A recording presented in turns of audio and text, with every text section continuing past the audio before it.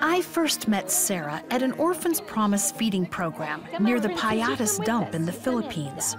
Her daughter, Princess, receives a nutritional meal here every day. These kids have no trouble cleaning their plates. That's because most of them won't eat again until they return tomorrow. But on this day, we were here to do a little more than feed the children. We were giving several disadvantaged families items to start their own business.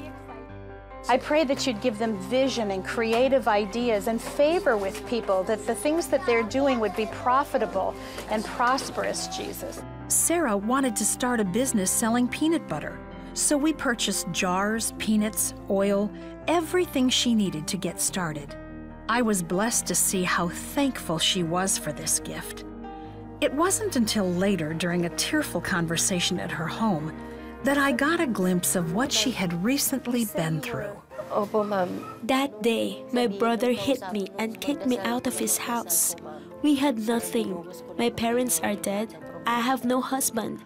The only way out I could think of was to poison my children and myself so we could end our lives together. Sarah says her oldest daughter, Julie, found out about her plan to poison them and pleaded with her, saying, "Mama, don't think this way. Didn't you say that as long as there is life, there is hope?" When people are without hope, they can do some pretty desperate things. Sarah's actions may seem irrational to you and me, but it was her love for her girls that brought her to that point. I cannot describe how painful it is to see my children going hungry, especially the little one without milk. I had never known what it was like to be poor and to suffer. That night, Sarah cried out to God, even though she didn't really know Him. He heard her, and things began to turn around. She found an abandoned house that she has turned into a home. She was industrious, cleaning up the trash and selling the metal and plastic to buy rice. But God's provision for this family was just beginning. The people who host the Orphan's Promise feeding program began to tell Sarah about God. She agreed to go to church with them and soon made her own personal commitment to Jesus. I poured out all my problems before God. I felt like I was flying.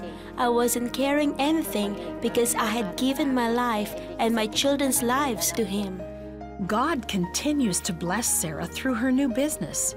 In 2 days, she sold all of the jars from her first batch of peanut butter. And with the profit, she bought eggs to start a second business. Sarah is proud that now she is able to provide for her family. I thank the Lord for everything. All I have now is from Him. God is truly good.